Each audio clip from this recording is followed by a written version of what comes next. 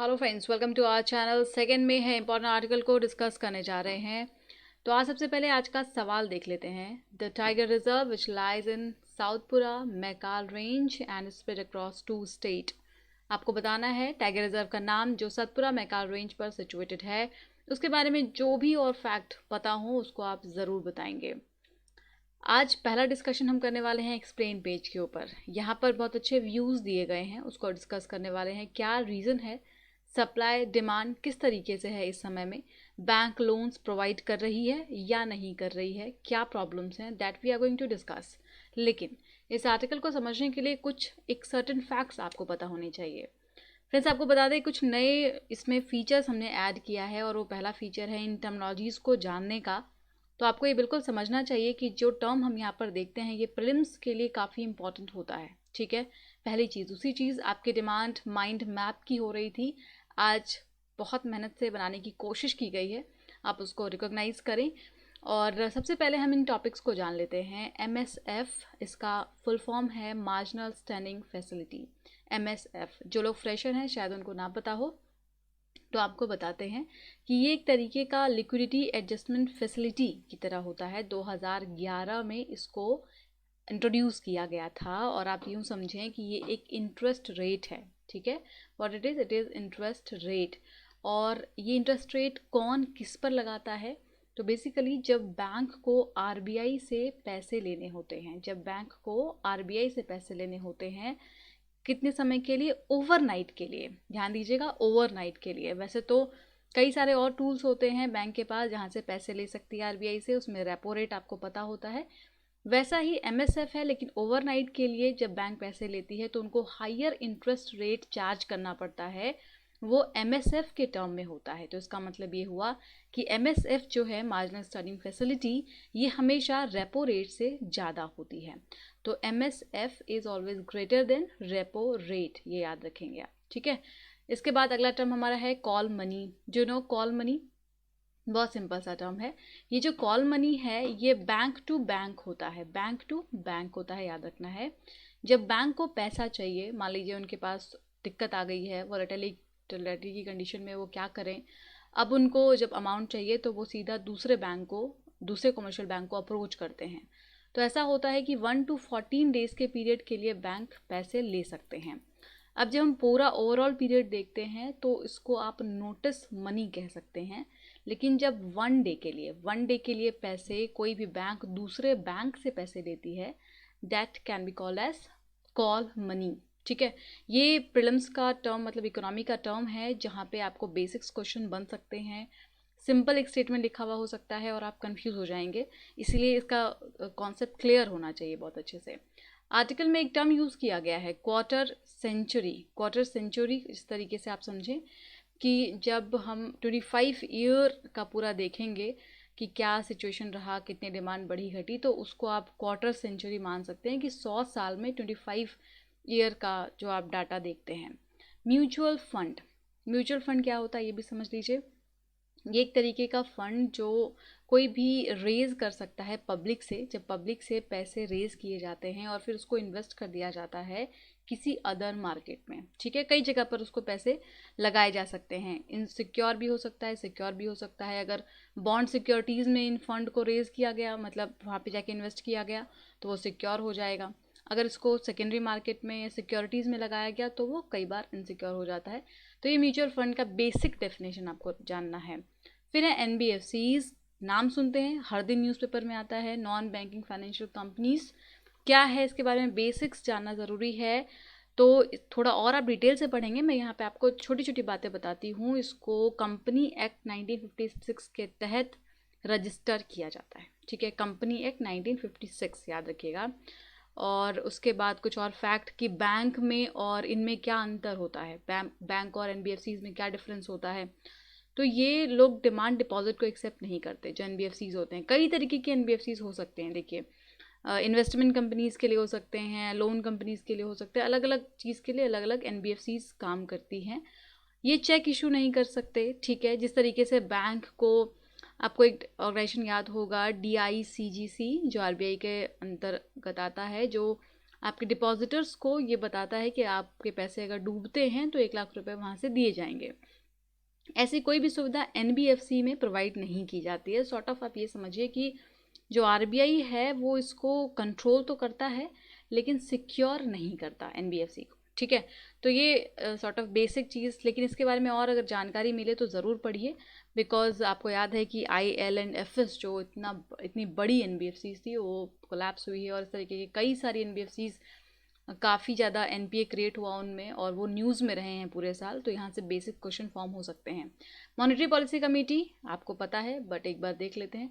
वही कमेटी है जिसमें आरबीआई और गवर्नमेंट दोनों के लोग होते हैं। इस कमेटी में 6 लोग होते हैं टोटल, और ये इनका काम क्या होता है, रेपो रेट, पॉलिसी रेट को कमाते घटाते बढ़ाते रहते हैं, ताकि जो इन्फ्लेशन है उसको मेंटेन किया जा सके। कितने तक? 4 ± 2%, ठीक है। तो ये इनका बेसिक काम है मॉनेटरी पॉलिसी कमेटी का, हालांकि और भी है, तो ये आपको जानना है। फाइन। तो आज एक्सप्लेन पेज हम डिस्कस करेंगे इसमें। इसके बाद एक और बहुत अच्छा आर्टिकल है जिस पर हम माइंड मैप को भी देखने वाले हैं।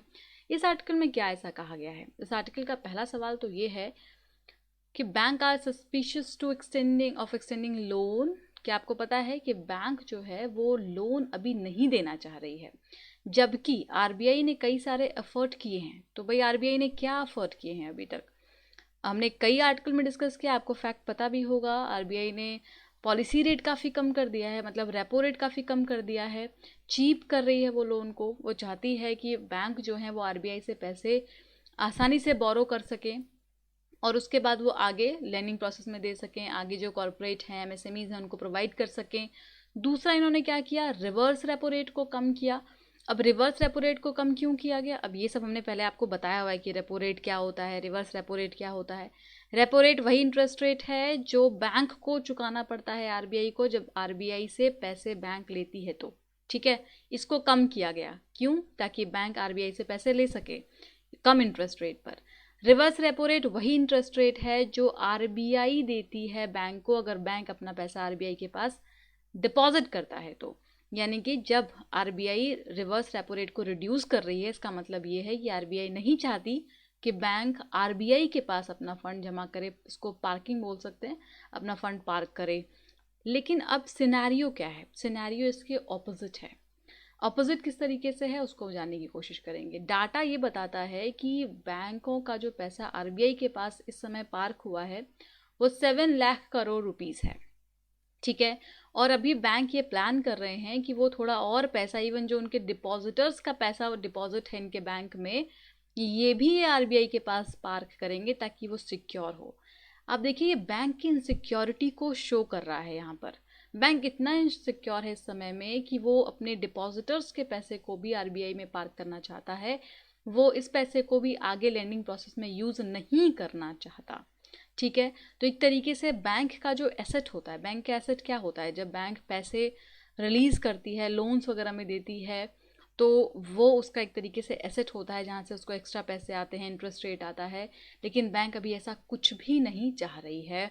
दूसरी तरफ सिचुएशन क्या है? दूसरी तरफ ये सिचुएशन है कि जो micro small and medium enterprises हैं, एमएसएमईज हैं, उनको काफ़ी शॉर्टेज है फंड की, उनको पैसों की बहुत ज़रूरत है। क्योंकि जब कोविड-19 का डिसरप्शन आया है तो एक तो पहले इकोनॉमिक स्लो डाउन, ऊपर से ये क्राइसिस, तो एमएसएमईज के जो डिमांड हैं लोन्स के वो बढ़े हैं, उनको पैसों की ज़रूरत है। लेकिन अभी हमने देखा banks are not willing to give money. अब हम दूसरे एस्पेक्ट पर चलते हैं कि आखिर डिमांड और सप्लाई का क्या सीन चल रहा है। यहाँ पर डिमांड सप्लाई हम लोन के टर्म्स में बात कर रहे हैं, ठीक है। लोन की डिमांड कौन करते हैं? लोन की डिमांड दो तरीके से हो सकती है। एक जो कॉरपोरेट्स होते हैं वो ले सकते हैं लोन्स, और दूसरे जो रिटेल कस्टमर होते हैं, ठीक है, वो लोन की डिमांड करते हैं। सप्लाई कौन करता है? तो ऑब्वियसली बैंक। पहले हम डिमांड की तरफ देखेंगे। इसके लिए हमें एक चार्ट है यहाँ पर, इसको देखना है। ये चार्ट 1 है। इसमें जो ब्लू लाइन है ये शो कर रहा है कॉरपोरेट लोन ग्रोथ को, और जो रिटेल लोन ग्रोथ है वो रेड लाइन से है। तो देखिए फाइनेंशियल ईयर 14 से लेकर के जब हम फाइनेंशियल ईयर यहाँ 20 का देखते हैं, मिड जो भी सिचुएशन चल रहा है अभी, इसमें क्या सिचुएशन है, तो इसके पहले भी ये जो कोविड-19 का आउटब्रेक है उसके पहले भी ये चीज़ें काफ़ी नीचे जाने लग गई थी। जो लोन्स की डिमांड थी वो ऑलरेडी बहुत कम हो रही थी और अब तो बहुत ज़्यादा कम हो गया है अगर आप प्रेजेंट सिनेरियो देखते हैं एज पर दिस चार्ट। तो अब आइए इस चार्ट पर फिर से चलते हैं। यहाँ पर यही कहा जा रहा है कि जो क्रेडिट ग्रोथ है वो कैसे नीचे जा रहा है। लोग जो रिटेल कस्टमर्स होते हैं उनको क्यों पैसे चाहिए, वो क्यों लोन लेते हैं? क्योंकि उनको नए घर खरीदने होते हैं, नई गाड़ी खरीदनी होती है, टेलीविज़न, रेफ्रिजरेटर्स, जो भी लग्जीरियस आइटम्स होते हैं उसको खरीदते हैं और उसके लिए वो लोन लेते हैं। ठीक है, लेकिन अभी सिनेरियो हमने क्या देखा है एज पर द चार्ट कि ऐसा नहीं है, ये नीचे जा रहा है और जो डिमांड है लोन की वो लगातार कम हो रही है। काफ़ी सफ़र कर रहा है जो रिटेल लोन है यहाँ पर। ठीक है, यानी कि जो हमारा एक डिमांड अदर चीज़ों की है वो काफ़ी कम हो गई है। इसके लिए हम एक क्रिसिल रिसर्च एस्टिमेशन की रिपोर्ट को भी दे सकते हैं। जैसे आप अगर आंसर राइटिंग करें, क्योंकि इस पर आपको क्वेश्चन दिया गया है, उस क्वेश्चन को आराम से पढ़ेंगे। अगर आपको फैक्ट यूज़ करना है तो क्रिसिल रिसर्च का जो एस्टिमेशन आया है उसको वहाँ पर आप लिख सकते हैं। इनके अकॉर्डिंगली बताया गया है कि जो रिटेल लोन है वो बहुत नीचे जा रहा है, जो डिमांड है इसकी बहुत नीचे जा रही है और एक दशक में ये पहली बार ऐसा हो रहा है। इसमें भी एक ग्राफ यूज़ कर सकते हैं आप, इसको पूरा बनाने की कोई आवश्यकता नहीं है। इसमें कुछ एक टर्म यूज़ कर सकते हैं कि जो न्यू हाउसिंग यूनिट्स हैं वो -45% पर हैं, कमर्शियल व्हीकल्स -44% पर है। तो इस तरीके से डिमांड बहुत कम है, बिकॉज इन चीज़ों का जो डिमांड है वो कम हो गया है, इसलिए लोग लोन नहीं ले रहे हैं। ठीक है, लोन की डिमांड रिटेल सेक्टर में कम हो गई है क्योंकि लोग नई नई चीज़ों को नहीं खरीद रहे हैं। लोग गाड़ियों पे इन्वेस्ट नहीं कर रहे हैं, घर पर इन्वेस्ट नहीं कर रहे हैं। इसके पीछे कई और कारण हो सकते हैं। उनके पास इनकम की कमी हो गई है, वो कैसे अपना लोन पे करेंगे इस बात की सिक्योरिटी नहीं है। तो ऐसे कई रीजंस हैं। Now come to the supply point. Loan के सप्लाई की जब हम बात करते हैं तो वहाँ पर हमें बैंक का नाम याद आता है। बैंक किसी भी तरीके के रिस्क को नहीं लेना चाह रहा है। ठीक है, जो चीप मनी का कॉन्सेप्ट, डू यू नो क्या कॉन्सेप्ट है चीप मनी और डियर मनी? देखिए, जब बात हम चीप मनी की करते हैं तो उसका सिंपल सा मतलब है कि पैसे को मार्केट में इन्फ्लक्स किया जा रहा है, लिक्विडिटी को बढ़ाने की कोशिश की जा रही है और पैसा मनी जो है वो सस्ता हो गया है। इसका मतलब लोन इजी टू गेट है, चीप है। ठीक है, बट डियर मनी कब होता है? जब लिक्विडिटी को कम करना हो मार्केट में तो लोन्स को महंगा किया जाता है। अब यहाँ पर सिचुएशन क्या है कि आरबीआई ने कई सारी ऐसी पॉलिसीज बनाई हैं जो कि चीप मनी को टारगेट करती हैं, लेकिन बैंक इसको आगे ट्रांसमिट नहीं कर रहे हैं। क्यों? क्योंकि बैंक किसी भी तरीके का रिस्क नहीं लेना चाह रहे हैं, और वो भी तब जब ये कोविड-19 की वजह से डिसरप्शन आया है। तो प्रिडिक्ट करना काफ़ी मुश्किल हो गया है बैंक के लिए कि कितना रिस्क हो सकता है लोन देने पर। अब देखिए, डायलेमा क्या है? डायलेमा ये है कि जो बिग फर्म्स हैं वो लोन्स नहीं चाहते हैं, जो कॉर्पोरेट्स हैं वो अभी लोन नहीं चाहते, बिकॉज अभी उनकी कैपेसिटी नहीं है उस फंड को यूज़ करने की। लेकिन जो स्मॉलर फर्म्स हैं they need it, they want it, but उनको पैसे नहीं दिए जा रहे हैं क्योंकि वहाँ पर कितना रिस्क है उसका एस्टिमेशन नहीं हो रहा है। इसको अगर बहुत ही सिंपल टर्म में हमें समझना है तो फॉर एग्जांपल, आपको अगर अपने घर का रेंट देना है और आपने अभी रेंट नहीं दिया है और आपके लैंडलॉर्ड आपसे डिमांड करते हैं कि गिव मी द रेंट, और आप बोलते हैं आपके पास मनी नहीं है, तो वहाँ पे बहुत ही सिंपली समझ में आ रहा है कि आपके पास पैसे नहीं है, इसलिए आप रेंट नहीं दे रहे हैं। लेकिन अगर वहीं जो गवर्नमेंट है वो अनाउंस करती है कि किसी को रेंट देने की ज़रूरत नहीं है इस 3 महीने में, तो ये बात पता लगाना बहुत मुश्किल हो जाएगा किसके पास रेंट था, किसके पास नहीं था। तो सेम कंडीशन यहाँ पर बैंक के लिए अराइज हो रही है। बैंक जब खास करके एमएसएमईज को पैसे देने की बात पर आती है तो उनको ये समझ पाना या टारगेट कर पाना काफ़ी मुश्किल हो गया है, असेसमेंट नहीं कर पा रहे हैं, क्योंकि वहाँ पर एक मॉरेटोरियम अभी पे किया गया है कि कोई भी लोन नहीं देना है, उसमें माफ़ी दी गई है 3 महीने के लिए कि अभी कोई पे नहीं करना है, कोई भी और एस्टिमेशन नहीं होगा, क्या एनपीए हो रहा है, ये सबका कोई और एस्टिमेशन नहीं होगा। इसको हम अभी अगले आर्टिकल में देखेंगे। तो ये जो कंडीशंस अभी लगाए गए हैं by the government and the RBI, इससे एस्टिमेशन या असेसमेंट नहीं हो पा रहा है ठीक तरीके से और बैंक काफ़ी फियरफुल हैं इस वजह से। ठीक है, तो आपको ये क्वेश्चन दिया गया है, discuss major cause of decreasing credit growth prospect in India. Hindi में भी क्वेश्चन को लिखा गया है, आप ध्यान से इसको पढ़ेंगे, फिर से पूरे आर्टिकल पर जाएंगे, सोचेंगे, समझेंगे और फिर आप इसका आंसर लिखेंगे। ठीक है, अगले आर्टिकल पर आइए, fair hope and central bank, इसकी बात करेंगे। लेकिन इस पर जाने के पहले एक माइंड मैप को समझते हैं। शुरुआत में ये माइंड मैप आपको थोड़ा कम समझ में आएगा, बट जब हम पूरा आर्टिकल डिस्कस करेंगे then will again go to this mind map और फिर आपको चीज़ें पूरी क्लियर कट समझ में आएंगी। Fear, hope and central bank. ठीक है, इसमें सबसे पहली चीज़ जो डायलेमा है वो है सेंट्रल बैंक ट्रेड ऑफ, जिसमें कि ये एक्सपेक्टेशन होता है सेंट्रल बैंक से यानी कि आरबीआई से कि आप ग्रोथ को भी मेंटेन करें और आप इन्फ्लेशन को भी मेंटेन करें। तो उसके बीच में एक डायलेमा होता है, बिकॉज जब भी ग्रोथ आएगा तो उसके साथ साथ इन्फ्लेशन भी होता है। तो कैसे उसको बैलेंस करना है इस बात पर डिस्कशन होने वाला है। ये सारे पॉइंट्स रहेंगे वहाँ पर, इसमें कुछ सब पॉइंट्स रहेंगे, उसको हम टारगेट करेंगे। दूसरे नंबर पर क्या करना चाहिए, आरबीआई की क्या रिकमेंडेड चीज़ें हैं कि इस बातों को याद रखना चाहिए आरबीआई को। उसमें है कि आरबीआई को किस तरीके से एक्ट करना चाहिए, बहुत ही प्रूडेंटली एक्ट करने की ज़रूरत है। फ्लेक्सिबिलिटी को कितने हद तक उनको देना है, और तीसरी चीज़ कि उनको अपने मैंडेट को ध्यान में रखना है। उनका अपना दायरा जो है वो बहुत ही फिक्स होना चाहिए और उसको ध्यान में रखते हुए पॉलिसी मेकिंग्स करनी चाहिए। इस पर हम बात करने वाले हैं। फाइन। एंड ऑब्वियसली इसके बाद वे फॉरवर्ड हम डिस्कस करेंगे कहाँ पर रिफॉर्म करने की ज़रूरत है, और एट प्रेजेंट में क्या क्या प्रिकैरियस कंडीशन है, क्या सिचुएशन है। जब ये लॉकडाउन ख़त्म होता है तो किस तरीके से बैंकों को या आरबीआई को किन एक मुद्दों पर ज़्यादा फोकस करने की ज़रूरत है, वो हम देखने वाले हैं इस आर्टिकल में। ठीक है, इसके पहले छोटी सी जानकारी कोचिंग के बारे में ले लेते हैं। अगर आप में से किसी को भी पर्सनल गाइडेंस का प्रोग्राम चाहिए जो कि ऑनलाइन अवेलेबल है, ठीक है, ऑब्वियसली ऑफलाइन भी है लेकिन चीज़ें बंद हैं अभी, तो आप ऑनलाइन इसको आसानी से ले सकते हैं, पढ़ाई शुरू कर सकते हैं। और ज़्यादा जानकारी के लिए 8750069419 पर कॉल करें, चाहे आप हिंदी मीडियम से हैं या फिर इंग्लिश मीडियम से।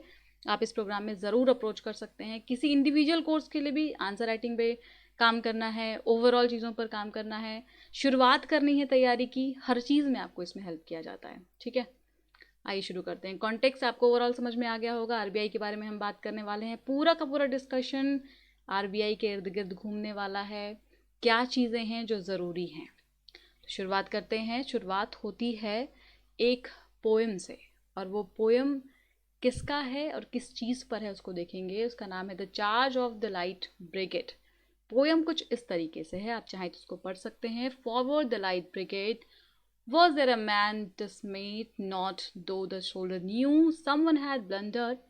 Theirs not to make reply, theirs not to reason why, there but to do and die.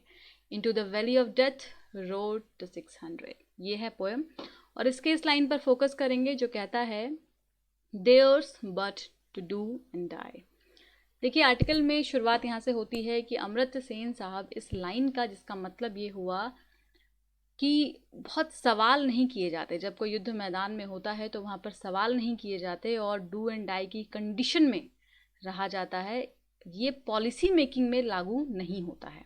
इस बात के खिलाफत करते हैं अमर्त्य सेन साहब, और इसी को टारगेट बना करके इस आर्टिकल को लिखा गया है कि जब हम पॉलिसी मेकिंग की बात करें, जब हम इकोनॉमिक पॉलिसीज़ बनाने की बात करें, तो वहाँ पर क्वेश्चन रेज करना हमेशा अच्छा माना जाता है, वो और रिफॉर्म को इम्पोज करता है। ठीक है, कम टू द पॉइंट आते हैं सेंट्रल बैंक ट्रेड ऑफ्स पर। और ये क्या है, शुरुआत में मैंने आपको बता दिया। आपके बहुत सारे एक्सपेक्टेशन, या आपसे जब बहुत सारे एक्सपेक्टेशन कर लिए जाएं, आपसे एक्सपेक्ट कर लिया जाए कि आप आईएएस भी बन जाओ, आप बहुत मेहनत करके पढ़ाई भी कर लो, और आप खुद सरवाइव भी करो, आप खुद से जाओ, पैसे कमाओ, खुद खाओ, खुद दिल्ली में रहो, और फिर आप पढ़ाई करके आईएएस बन जाओ, तो वो दोनों चीज़ों में बैलेंस करना कई बार बहुत मुश्किल हो जाता है आपके लिए। यही सेम कंडीशन आज आरबीआई की है। अब आरबीआई के साथ क्या दिक्कत है, एक तरफ उनको स्टेबिलिटी को मेंटेन करना है, दूसरी तरफ उनको ग्रोथ को लेकर के आना है, और उनको इन्फ्लेशन को भी कंट्रोल में रखना है। इसको वो कैसे कर सकते हैं? ठीक है, तो इसके लिए हम अगले आर्टिकल पर चलते हैं। 3 चीज़ों को बताया गया है जो आरबीआई को ध्यान में रखना चाहिए। पहली चीज़ एक्टिंग प्रूडेंटली, इसको हम डिटेल में डिस्कस करेंगे। दूसरी चीज़ एक्टिंग फ्लेक्सिबल, और तीसरा है कि विद इन देयर मैंडेट उनको एक्ट करना चाहिए। एक्टिंग प्रूडेंटली में क्या हो सकता है, छोटा सा एग्जाम्पल, जैसे अभी मैंगो का सीज़न है और आपको ऑब्वियसली मैंगो खाने को मिल रहा होगा, और आप अपने घर पर होंगे, तो अगर आपके बागान में कोई पेड़ है जिससे आपको मैंगो मिल रहा है, आम मिल रहा है, तो जाहिर तौर पर वो आपके पूर्वज ने लगाया होगा, बड़े बूढ़ों ने लगाया होगा। अगर वो ये सोच लिए होते कि अगर मैं ये पेड़ लगा रहा हूँ लेकिन मैं तो आम खाऊंगा नहीं, तो मुझे नहीं लगाना चाहिए, तो आपको ये आम खाने को नहीं मिलता। सेम कंडीशन है कि आरबीआई को एक कमर्शियल बैंक की तरह, सेंट्रल बैंक को कमर्शियल बैंक की तरह नहीं सोचना चाहिए, क्योंकि कमर्शियल बैंक तो फिर भी एक प्रॉफिट ओरिएंटेड माइंड मैप रखती है कि कैसे उनको प्रॉफिट हो सकता है, कैसे उनका सर्वाइवल हो सकता है, कैसे वो बेस्ट हो सकते हैं, कैसे ज़्यादा डिपॉजिट आ सकता है, कैसे वो ज़्यादा लेंडिंग कर सकते हैं। लेकिन सेंट्रल बैंक को इसके अलावा भी कई चीज़ों को सोचने की और उसमें एक्ट करने की ज़रूरत होती है।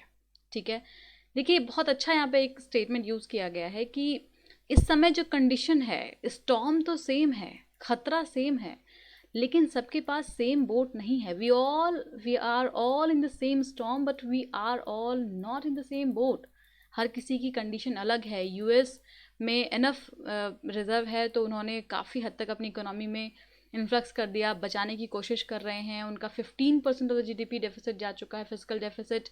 वहीं जापान की बात करते हैं, जापान का जो पब्लिक डेट है वो 240% है उनकी जीडीपी का, तो उनका कंडीशन अलग है, ये इंडिया अफोर्ड नहीं कर सकता। दूसरा है एक्टिंग फ्लेक्सिबल। अब वंस अगेन कितना फ्लेक्सिबल होना ज़रूरी है, इसके लिए भी एक एग्जांपल आपको देती हूँ कि जब किसी को नींद की दवा, नींद की गोली प्रिस्क्राइब की जाती है एक सर्टेन डोज में, तो वो मेडिसिन का काम करती है। लेकिन अगर उस डोज से ज़्यादा कोई डोज ले लेता है तो वही पॉइजन बन जाती है, लाइफ के खिलाफ काम करने लग जाती है। सेम कंडीशन होता है कि फ्लेक्सिबल एक लिमिट तक हो तो वो इकोनॉमी को आगे बढ़ाता है, लेकिन अगर वो एक लिमिट से ज़्यादा हो तो वो इकोनॉमी को हर्ट करने लग जाता है। Says that anything powerful enough to help has to power to hurt. जो आपको मदद करने की क्षमता रखता है वही हर्ट भी कर सकता है। तो ये सेम कंडीशन अभी है जहाँ पर आरबीआई को बहुत ध्यान से स्टेप को उठाने की ज़रूरत है, हर चीज़ को रिकॉग्नाइज करने की ज़रूरत है। इन्होंने ये भी कहा है कि ज़रूरी नहीं है कि आपका जो बैंडविड्थ है इन्फ्लेशन का आप उसमें ही रहिए, आप उसको आगे भी कर सकते हैं और सेकंड चॉइस पर भी जा सकते हैं, लेकिन उसके बाद आपको फिर से कम टू द पॉइंट आना पड़ेगा। आपको फिर से 6% अपना इन्फ्लेशन करना होगा, जिसको आपको ओवरऑल अकाउंटेबल बनाने की ज़रूरत है। तो आरबीआई को फ्लेक्सिबल होकर के काम करना चाहिए। ठीक है, इसमें कुछ और भी इन्होंने सजेशंस दिए हैं, जैसे कि एक आर्टिकल हमने डिस्कस किया था उर्जित पटेल साहब का, जिसमें उन्होंने कहा था कि आरबीआई और एमपीसी मॉनेटरी पॉलिसी कमेटी के बीच में कॉन्फ्लिक्ट को समहाउ दिखाया था। उनका ये मानना था कि आरबीआई जो टूल्स इस्तेमाल करती है अदर देन जो एमपीसी का रहता है कि रेपो रेट इतना कम कर दिया जाए ताकि आगे लेंडिंग प्रोसेस को कंटिन्यू किया जाए, तो इसके उलट जो आरबीआई अपने टूल्स है उसको इस्तेमाल करती है लिक्विडिटी मैनेजमेंट के लिए, वो गलत है। लेकिन इस आर्टिकल में इनका मानना है, राइटर का मानना है कि ऐसा बिल्कुल भी नहीं है। ये बैंक को सपोर्ट करने के लिए या फिर लिक्विडिटी मैनेजमेंट करने के लिए बहुत ज़रूरी होता है। इसमें किसी भी तरीके से एमपीसी को अंडरमाइन नहीं किया जाता है जब आरबीआई अलग अलग टूल्स का इस्तेमाल करती है, क्योंकि इस समय में जो आरबीआई है वो खुद चाहती है कि बैंक अपना पैसा जो है वो मार्केट में लेंड करे, ना कि जो आरबीआई में पार्क हो रहा है वो प्रोसेस कंटिन्यू रहे। और इसके लिए कई सारे फ्लेक्सिबिलिटी टूल्स बनाए गए लोगों को, जैसे मोरेटोरियम दिया गया, उसके बाद पॉलिसी रेट को लगातार कम किया जा रहा है, कई लोगों को छूट दी गई है कुछ समय तक के लिए। अभी ये भी कहा गया कि एनपीए वगैरह को कैलकुलेट ना किया जाए, बैंक्स विंडोज़ को ओपन कर दिया गया है म्यूचुअल फंड लिक्विडिटी और एनबीएफसीज के लिए। तो ये सारे स्टेप्स इसलिए लिए गए हैं ताकि मैनेज हो पाए, ये जो गैप है उसको हम मैनेज कर पाएँ। और ख़ास करके जब ये गैप ख़त्म होगा, ये जो अभी पूरा लॉकडाउन है, शटडाउन है, या पहले स्लो डाउन था, उसके बाद जो सिचुएशन हमारे सामने आएगी, हम उसको रोकने में और उसको संभालने में कैपेबल हो पाएँ। तीसरा बहुत इंपॉर्टेंट रिकमेंडेशन है, that is acting with in mandate. अपने दायरे में रहना कितना ज़रूरी है। नो पूर्ण स्वराज। देखिए बहुत अच्छे डिफेंस ऑफ पॉलिटिक्स एक किताब है बर्नार्ड क्रीक की, उसमें उन्होंने बताया है कैसे कि जब डेमोक्रेटिक पॉलिटिक्स में कोई अनइलेक्टेड ऑफिशियल्स का पार्टिसिपेशन बढ़ जाता है, इंटरफेरेंस बढ़ जाता है, तो इंस्टीट्यूशन जो है वो वल्नरेबल हो जाता है, राइट। वही सेम चीज़ यहाँ भी होती है कि जब आरबीआई और या सेंट्रल बैंक या गवर्नमेंट के बीच में कॉन्फ्लिक्ट शुरू हो जाता है दोनों के बीच में, तो इसका प्रभाव सीधा सीधा इंस्टीट्यूशंस पर पड़ने लग जाता है। तो यहाँ पर फंक्शंस जो हैं वो बहुत ही अच्छे से डिवाइडेड हैं और उसी मैंडेट में रह करके काम करने की ज़रूरत है यहाँ पर आरबीआई को, ना ही ज़्यादा इंटरफेरेंस करने की ज़रूरत है, और आरबीआई का जो अपना काम है उनको उस पर फोकस करना चाहिए कि कैसे वो बैलेंस कर सकते हैं डिपॉजिटर्स और बोरोवर्स के बीच में, कंपनीज बैंक्स के बीच में, स्टेबिलिटी ग्रोथ के बीच में, जो उनका की रोल है जिसके लिए उनको जाना जाता है, उस चीज़ पर उनको फोकस करने की आवश्यकता है। It must continue to stay out the government domain, government के डोमेन से इनको दूर रहने की ज़रूरत है। कोई इंटरफेरेंस करने की कोई आवश्यकता यहाँ पर नहीं है। सेंट्रल बैंक का जो एक रोल है क्राइसिस को संभालने का, इसमें किताब है Lord of Finance, Liaquat Ahmed के द्वारा लिखी गई है। इसमें इन्होंने बताया कि कैसे सेंट्रल बैंक 1920s का जो ग्रेट डिप्रेशन था उसको संभालने में नहीं कामयाब हो पाई थी, फेल रही थी। लेकिन यहाँ पर इस आर्टिकल का मानना है कि ऐसा नहीं है, हर बार सिचुएशन एक जैसा नहीं होता। आज हर कंडीशंस अलग हैं, आप डिफरेंट हैं, वर्ल्ड डिफरेंट हैं, डिफरेंट सिचुएशन हैं, और इसको कंट्रोल किया जा सकता है। इसके इन्होंने कई सारे मेथड्स भी बताए हैं कि ऑलरेडी आरबीआई ने अपनी तरफ से कुछ स्टेप्स उठाए हैं, और जैसे कॉर्पोरेट बॉन्ड्स को ख़रीद लेना, फिर लोन्स को सस्ता कर देना, इंटरेस्ट रेट को कम कर देना, ठीक है, रिवर्स रेशियो को कम कर देना, ये सारे ऑपरेशंस ऑलरेडी लिए गए हैं। लोन मोराटोरियम, ये सारे जो ऑपरेशंस हैं वो इन समय में हेल्प कर सकते हैं। और लास्ट में इमरजेंसी अथॉरिटी भी होती है सेंट्रल बैंक के पास। यूएस में सेक्शन 13 के तहत वहाँ के सेंट्रल बैंक के पास इमरजेंसी अथॉरिटी है कि जब सिचुएशन इमरजेंसी की हो तो क्या क्या एक्ट कर सकती है आरबीआई, और ये सेम आरबीआई के पास भी है। लेकिन ये हमेशा एक लास्ट रिजॉर्ट की तरह होना चाहिए। कोई भी इमरजेंसी पावर शुरुआत में नहीं बल्कि अंत में इस्तेमाल किया जाना चाहिए। अब देखिए, हमने पहले भी डिस्कस किया था कि जो रिकवरी होगा, जब चीज़ें नॉर्मल होंगी, नॉर्मलसी की सिचुएशन में कैसी इकोनॉमी होगी वो तो वक्त बताएगा। वी शेप्ड होता है या यू शेप्ड होता है, बाथटब शेप्ड होता है, ये तो हमें तब पता चलेगा। एक बहुत अच्छी बात उन्होंने कही है कि आरबीआई जो कोविड बाम को लगा रहा है, कई सारे प्रिकैरियस कंडीशन है इकोनॉमी में, और उसमें जो ये बाम को यूज़ कर रहा है ये बहुत कम पड़ जा रहे हैं। तो क्या कंडीशन है, कहाँ पर प्रिकैरियस कंडीशन है? देखिए, इसमें सबसे पहले आपको बता दें, बैड लोन्स जो है वो 14 लाख करोड़ है। बैंक ऐसे ही नहीं डर रहे। बैंक के डरने का एक बहुत बड़ा कारण है कि बैड लोन्स बहुत हो चुका है। उसके बाद कंपटीशन नहीं है इनएडुकेट, मतलब ज़्यादातर पब्लिक सेक्टर बैंक हैं और आपस में कोई कंपटीशन नहीं है। प्राइवेट बैंक गवर्नेंस में काफ़ी दिक्कत है। जो सीईओज हैं प्राइवेट बैंक के बहुत पावरफुल हैं, तो वहाँ पर बोर्ड और अदर शेयर होल्डर्स बहुत वीक पड़ जाते हैं, तो उससे मैनेजमेंट गड़बड़ हो रही है। पब्लिक सेक्टर बैंक में ऑपोजिट है, यहाँ पे जो शेयर होल्डर्स हैं वो बहुत पावरफुल हैं, वेराज जो सीईओज हैं वो काफ़ी वीक पड़ जाते हैं। फिर आरबीआई के अपने जो टूल्स हैं कई सारे, उनके process, technologies, human capital, supervision तरीका, इन सभी चीज़ों को फिर से रिवाइज करने की ज़रूरत है। जब हम नॉर्मलिटी की कंडीशन में रिटर्न होते हैं तो वहाँ अर्जेंसी में इन चीज़ों को टैकल किया जाना चाहिए। वे फॉर्म में फिर से कहा जा रहा है कि हो सकता है कुछ दिनों में फिर से एक फिजिकल पैकेज अनाउंस किया जाए। 2 बोल्ड रिफॉर्म्स हो सकते हैं, 90 डे फ्लिक ऑफ पेन और 1 ईयर स्ट्रक्चरल रिफॉर्म। तो 90 डे फ्लिक ऑफ पेन मतलब आप ये यूँ समझिए कि इतने दिनों से जो प्रॉब्लम्स चली आ रही है उसमें हमने एक छोटा सा कोई की पॉइंट लगाया और सारी प्रॉब्लम्स हमारी ठीक हो गई। लेकिन दूसरी तरफ जब हम रिफॉर्म की बात करते हैं तो वो लॉन्ग टर्म होता है।